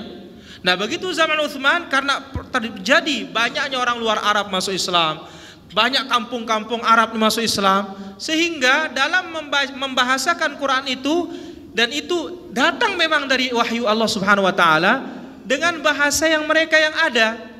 Akhirnya Utsman ingin menutup celah jangan sampai mereka pecah, dibuatlah namanya Rasam Utsmani dengan bahasa Quraisy, karena dominan Quran itu turun dengan bahasa Quraisy. Maka Quran yang lain dibakar oleh Utsman supaya tidak menimbulkan perselisihan. Nah, Quran kita yang ada sekarang ini para jamaah, ini namanya Rasam Utsmani. Taib. Beliau salah satu dari 10 sahabat yang mubasysyaruna bil jannah, yang dikabarkan oleh Nabi masuk surga dalam satu hadis. An-nabiyyu fil jannah, wa Abu Bakrin fil jannah, wa Umar fil jannah, Utsman fil jannah, Ali fil jannah, wa Talha fil jannah, Abdurrahman bin Auf fil jannah, Zaid fil jannah, Sa'id fil jannah. Dalam satu hadis disebut 10 orang masuk surga. Di antaranya siapa? Utsman ibn Affan. Diberi gelar mereka 10 ini al-asyaratul mubasysyaruna bil jannah. 10 orang dikabarkan masuk surga dalam satu deretan hadis. Beliau menjadi khalifah setelah Umar bin Khattab tahun 24 Hijriah. Beliau terbunuh syahid dengan penuh kesabaran tahun ke-35, dibunuh oleh salah seorang khawarij dan dimakamkan di Baqi. Beliau memiliki banyak keutamaan dan banyak kemuliaan, dan beliau salah satu ahli ibadah dan penulis wahyu. Kemudian Humran ibnu Aban, Madani Quraisy, tinggal di Madinah, dari Quraisy, tabi'in. Dia ini tawanan waktu perang Ainut Tamar. Dibelilah oleh Utsman dan Utsman memerdekakannya. Akhirnya namanya apa? Humran Maula Utsman. Adraka Abu Bakar. Humran ini bertemu dengan Abu Bakar, bertemu dengan Umar. Dia riwayatkan hadis dari Utsman, dia riwayatkan hadis dari Muawiyah. Maka sehingga beliau dikatakan tabi'in karena bertemu dengan beberapa sahabat. Jadi ini beda tabi'in dengan sahabat. Sahabat bertemu dengan Nabi SAW, beriman dan mati di atas Islam. Tabi'in orang yang bertemu dengan sahabat dan beriman mati di atas Islam. Ini namanya apa? Tabi'in. Taib. Maudhu'ul hadis, apa tema hadis ini? Bayan kaifiyat wudu'in Nabi sallallahu alaihi wasallam. Hadis ini menjelaskan tata cara wudu Rasulullah sallallahu alaihi wasallam. Makna hadis ini,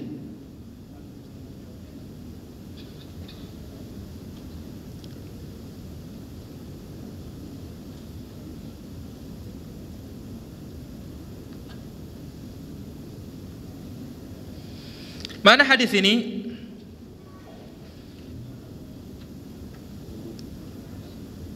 hadis ini hadis yang agung yang mencakup as-sifah al-kamilah, sifat yang sempurna tentang tata cara wudu Nabi sallallahu alaihi wasallam. Hadis ini adalah hadis yang agung yang menjelaskan sifat sempurna wudu Rasulullah sallallahu alaihi wasallam. Yang mana Utsman bin Affan radhiyallahu anhu, di antara kecerdikannya dalam membimbing umat, dia mencontohkan wudu itu secara langsung, bukan teori saja.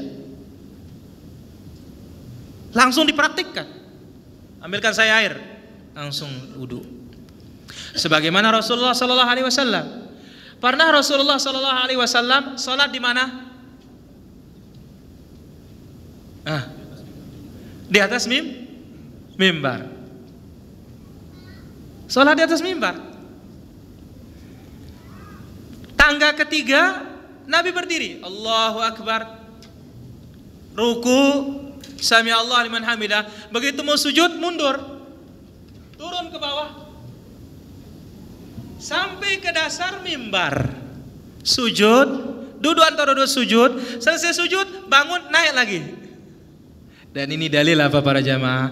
Berjalan ketika sholat kalau dibutuhkan tidak membatalkan sholat. Karena apa? Ada pendapat katanya bergerak 3 kali batal. Ini berapa kali Nabi bergerak ini? Nah, yang tidak boleh itu benar, datang telepon, dijawab SMS orang. Kalau ini tidak benar, ya. Terus lagi gatal katanya, garuk 3 kali nggak boleh, sekali dulu, 2 kali. Nggak ada para jamaah. Kisah lain, Nabi SAW digedor oleh Aisyah salam. Akhirnya apa? Pas pintu di depan Nabi SAW. Akhirnya Nabi maju, bukakan pintu. Setelah buka kembali lagi ke tempat sholatnya.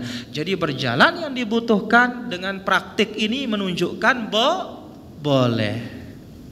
Jadi banyak para sahabat atau Nabi SAW dengan cara diungkapkan agama ini.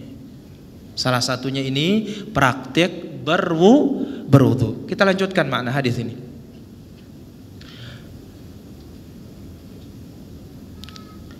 Wa kanu yakhtaruna al-uslub al-amthal. Sahabat itu memilih metode yang terbaik.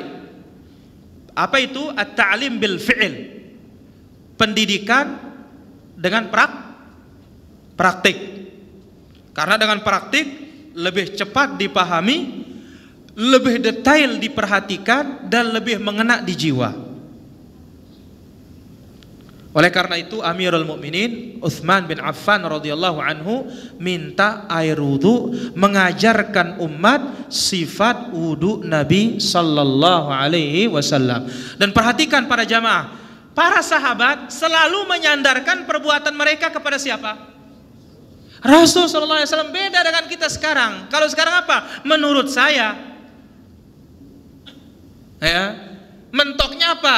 Menurut Aristoteles, Pitagoras, pemikiran orang barat, ahli filsafat ini kita. Kalau sahabat, demikian aku melihat Nabi sallallahu alaihi wasallam. Demikian Nabi sallallahu alaihi wasallam. Begini Nabi sallallahu alaihi wasallam. Akhirnya apa? Mereka istiqamah, berada di atas jalan yang lurus. Tidak ada yang bisa menentang dia. Tapi kalau disebutkan fulan, ini siapa fulan ini? Masih digoyang, bisa digoyang para jemaah. Tapi kalau mau goyang Rasul, ayo siapa mau goyang Rasul? Jadi kalau Rasul kita sepakati para jamaah. Tapi manusia nggak ada kita sepakat. Imam Malik mengatakan, kulluna raddun wa mardudun illa sahibu hadzal qabr. Semua kita bisa menolak dan ditolak kecuali yang punya kuburan itu. Menunjuk kuburnya siapa? Rasulullah sallallahu alaihi wasallam. Ini para sahabat, maka hujah mereka kuat para jamaah. Cocok Imam Syafi'i mengatakan, man hafizal hadis qawiyat hujjatuhu. Siapa menghafal hadis maka dalilnya kuat. Siapa hafal hadis dalilnya kuat. Hafal hadis para jamaah. Naam. Thumma akhbara, lalu beliau memberitakan, annahu ra'an nabiyya sallallahu alaihi wasallam yatawadda. Beliau melihat Nabi sallallahu alaihi wasallam berwudu mithla hadzal wudu, seperti wudunya dia. Jadi face to face. Ya. Utsman langsung melihat dari siapa? Dari Nabi sallallahu alaihi wasallam. Dan banyak peristiwa loh para jamaah. Sahabat sengaja datang melihat Nabi. Ambil contoh Wa'il bin Hujur. Ya. Wa'il bin Hujur tahu dari mana datangnya?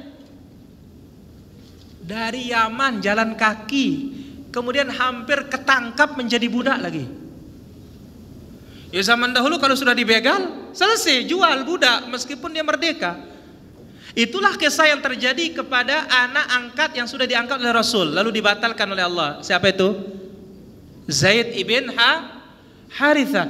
Zaid bin Harithah bukan budak sebenarnya para jamaah. Dia merdeka, anak orang kaya, bangsawan. Ketangkap di tengah jalan, dijual jadi budak.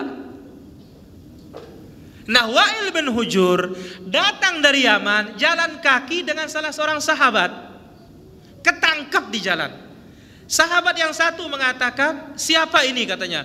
Kalau orang lain, aku akan tangkap jadi budak dia. Tapi kalau keluargamu, aku lepas dia. Hadza akhi. Bohong saya Rasulullah katanya. Minta maaf ke Rasul. Ya Rasulullah, maafkan, mintakan saya maaf pada Allah Azza wa Jalla. Bohong saya katakan Wa'il ini saudara saya. Dijawab oleh Nabi, sadaqta, benar kamu. Karena apa? Dia saudaramu seiman. Ya. Sebagaimana kisahnya siapa? Ibrahim bersama siapa? Sarah. Masuk Mesir. Kalau dikatakan istri nanti diambil oleh sang raja. Tapi kalau diberikan saudari, nggak berani, ya. Dan apa? Itu saudari seagama. Karena nggak ada yang muslim di saat itu kecuali engkau ya Sarah, di dunia nggak ada. Akhirnya apa? Siapa ini? Ukhti. Padahal apa? Istrinya.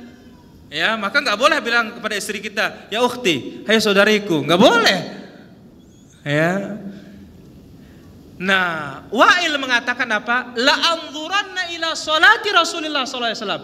Aku akan tengok salatnya Rasul itu katanya. Aku akan lihat salatnya Rasul. Ini Utsman lihat dengan mata kepalanya bagaimana wudunya Nabi sallallahu alaihi wasallam. Bagaimana tidak para jamaah? Sahabat ini berusaha mengambil sisa wudu Nabi. Apa kata para sahabat? Kada sahabatu yaqtatiluna min wudu'ihi. Sahabat itu hampir saling bunuh gara-gara memperebutkan sisa wudhu Nabi sallallahu alaihi wasallam.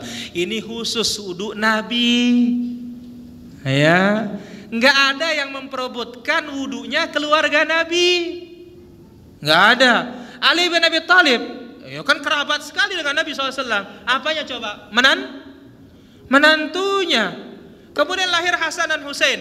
Nggak ada yang memperebutkan sisa wudhunya Hasan Husain. Bekas makannya, bekas minumnya Hasan Husain nggak ada. Yang diperebutkan hanya sisa wudhunya Nabi saja. Karena itu khususiat Nabi. Yang barokah itu bekas Nabi. Bekas Abu Bakar nggak ada yang memperebutkan para jamaah. Nah, kita ninda. Ini katanya keturunan Nabi. Ya, tangannya habis. Ya salam. Jadi keturunan Nabi Sallallahu Alaihi Wasallam nggak ada diperebutkan, sisanya nggak ada, hanya Rasul doang. Karena Rasul jelas keberkahannya dari siapa? dari Allah, dan Nabi tidak melarang. Nabi nggak melarang. Thabatat, sahih keberkahannya. Nah, bagaimana mereka tidak akan tahu wudhu Nabi? Karena apa? Diintip-intip kapan Nabi wudhu. Bekas wudhunya diperebutkan, digosok terus di badannya.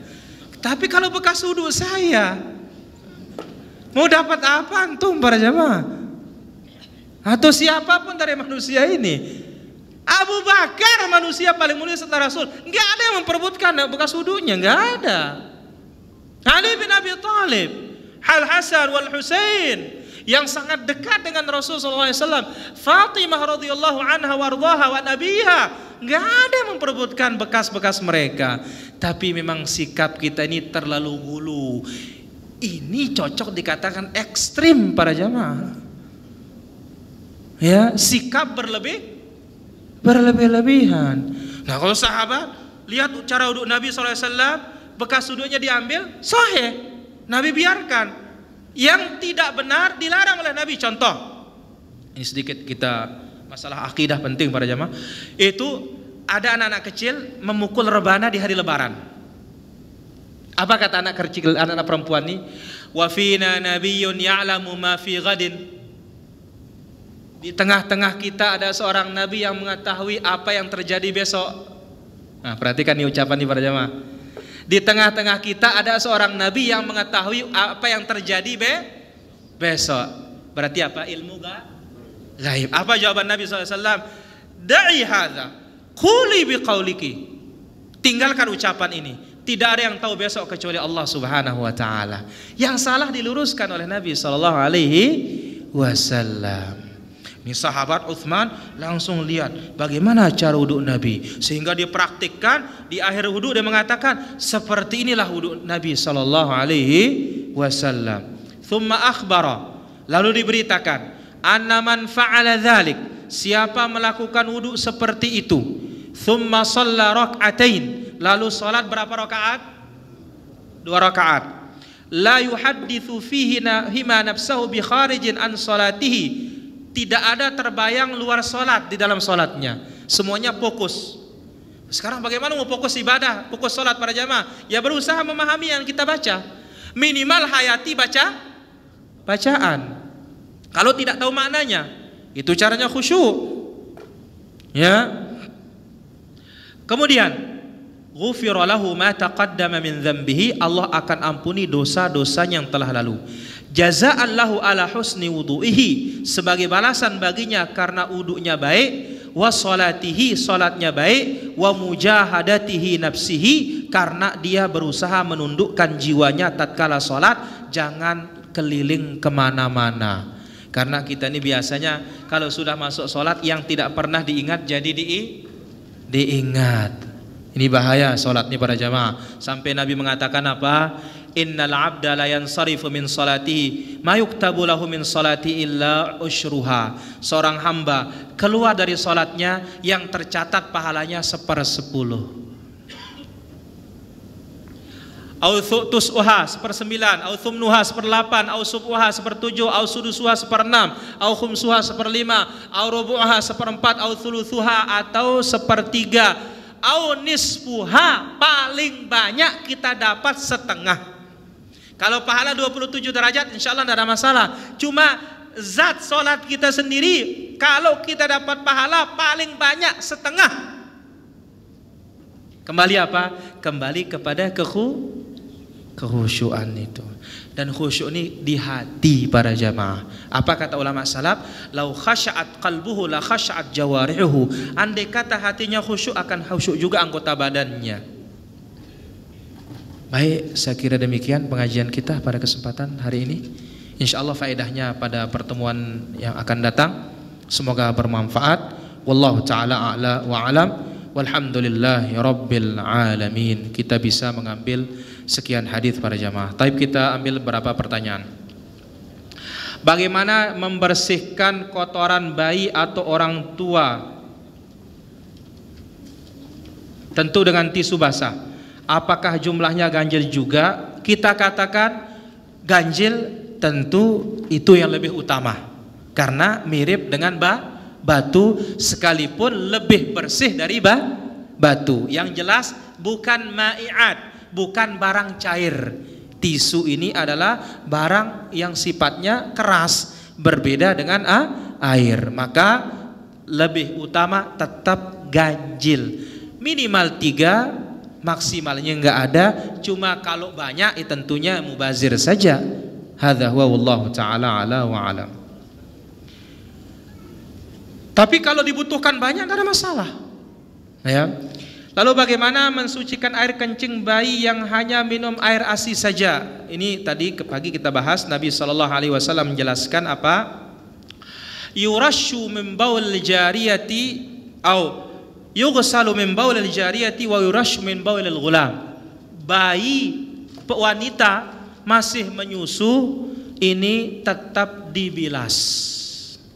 Adapun bayi laki-laki yang masih menyusu cukup dipercikkan. Bagaimana caranya? Seperti ini. Bismillah. Ya, misalkan bajunya kena, gini kan aja. Udah selesai dah. Jangan dikit-dikit gini. Ambil airnya, ya, dituangkan seperti itu. Itu caranya membasuh kencing bayi laki-laki yang belum makan. Allah taala alam. Hatta dia pakai susu kaleng, ya, intinya belum memiliki makanan yang mencukupinya. Kalau masih susu makan, tetap hukumnya susu. Tapi kalau sudah berhenti nyusu, makan doang, berarti ini hukumnya sudah besar, harus dibilas. Allah taala ala wa alam.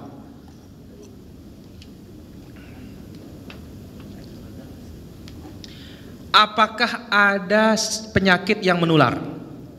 Sedangkan sakit adalah datang dari Allah. Sementara dalam hadis kelima tadi dijelaskan khawatir air tersebut menjadi sebab menularnya penyakit kulit. Mohon penjelasan. Kita katakan Nabi SAW bersabda, la adwa wala tiarah, tidak ada penyakit menular dengan sendirinya.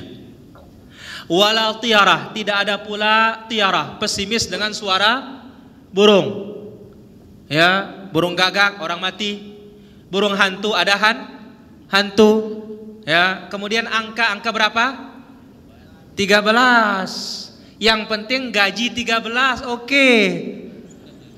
Ini kan nggak jujur namanya para jamaah. Kalau pas angka 13 nggak ketemu, tapi kalau gaji 13 kapan datangnya? Ya, ini kan nggak jujur sudah.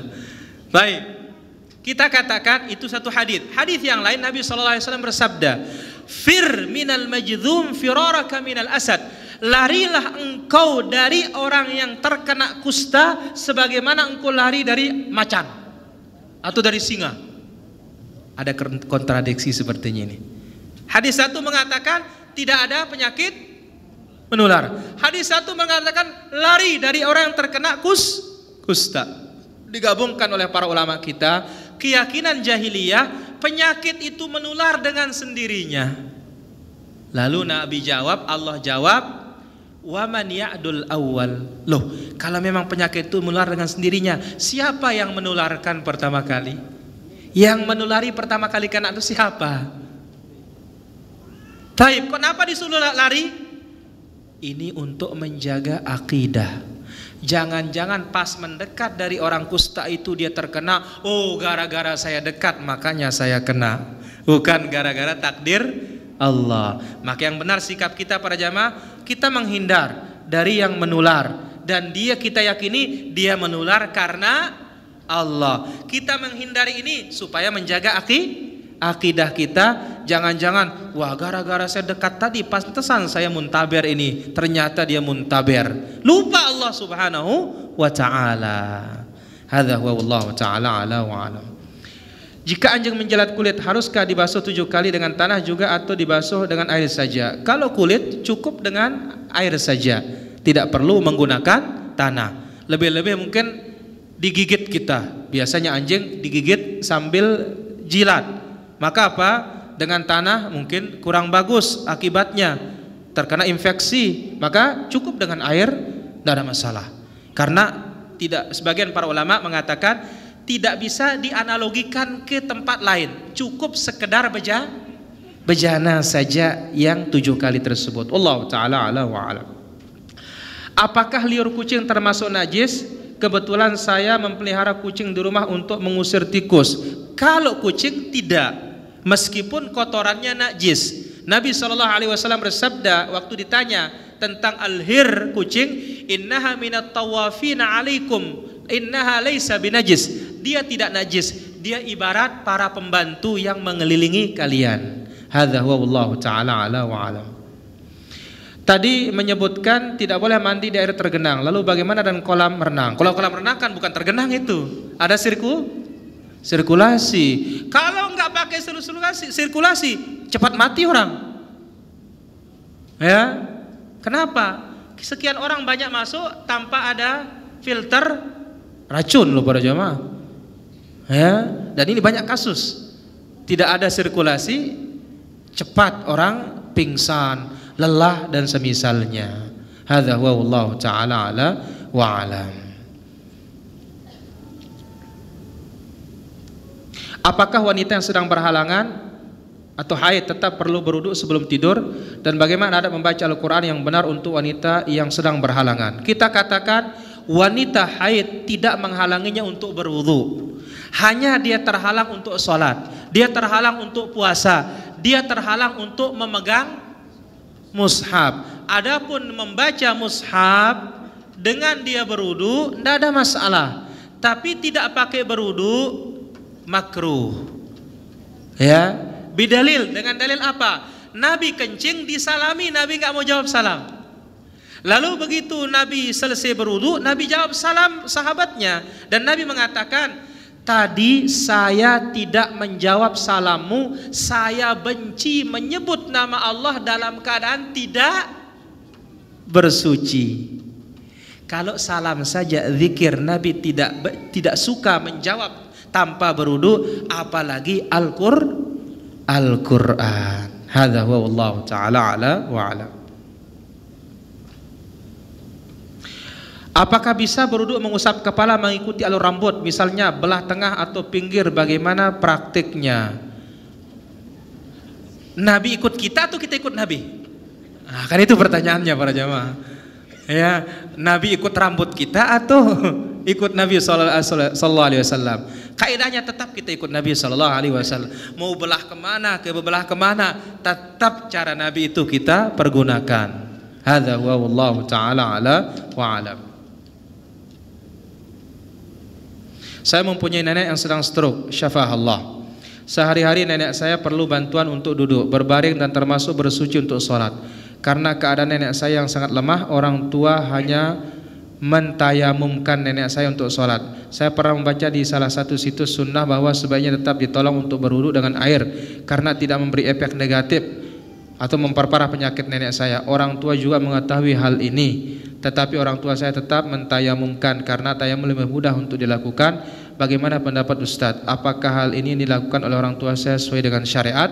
Kita katakan bahwasanya hukum asal bersuci ini menggunakan air. Tidak boleh berpindah kepada al-badal illa inda ta'adzur. Enggak boleh berpindah kepada pengganti kecuali uzur. Sekarang iya, secara badan nenek ini uzur untuk dia, tetapi kita yang hadir tidak uzur dan tidak ada masalah bagi dia untuk diwudukkan, maka apa? Silakan diwudukkan, jangan ditayamumkan. Tapi sekarang dokter mengatakan ini tidak bisa pakai air, harus dipakai tayamum, maka apa? Di sini baru kita tayamumkan. Dan ingat, al-hukmu yaduru ma'illatihi wujudan wa adama. Hukum itu mengikuti illahnya, sebabnya. Ada sebab, ada hukum. Tidak ada sebab, tidak ada hukum. Wallahu ta'ala a'la wa alam. Demikian para hadirin dirahmati Allah subhanahu wa ta'ala, apa yang bisa kita ambil pada kesempatan siang menjelang sore hari ini. Semoga beberapa hadis ini bermanfaat, bisa menambah wawasan kita dan bisa menambah ibadah kita insyaallah. Jadi dari hadis yang keempat, yaitu tentang istinthar dan istijmar dan membasuh tangan bangun tidur. Kemudian setelahnya jangan mandi dan jangan kencing di air yang tergenang, jangan pula mandi junub, tetapi airnya diambil, dicebok, diambil dengan cebokan dan semisalnya. Kemudian hadis yang ke-6 dan ke-7, apabila anjing menjilat atau minum dari bejana kita, setelah itu kita basuh pertama dengan tanah, 6-nya menggunakan air. Kemudian hadis yang ke-8, hadis tentang kaifiyat wudu yang dicontohkan oleh sahabat Utsman ibnu Affan radhiyallahu anhu wa arda. Insyaallah faedahnya pada pertemuan berikutnya. Setelah itu baru kita masuk ke al-haditsut tasi', hadis yang ke-9. Mohon maaf atas segala kekurangan para hadirin, dan terus ikuti kajian-kajian ini karena insyaallah bermanfaat. Ya, bermanfaat. Kita tidak ikut rugi, karena ini ilmu yang akan kita bawa mati. Ya, dan ini sifatnya ilmu praktek. Ya, amaliyah. Semoga bermanfaat. Wallahu taala ala wa alam wa sallallahu ala nabiyina Muhammad. Subhanakallahumma bihamdika asyhadu an la ilaha illa anta astaghfiruka wa atubu ilaik. Assalamualaikum warahmatullahi wabarakatuh.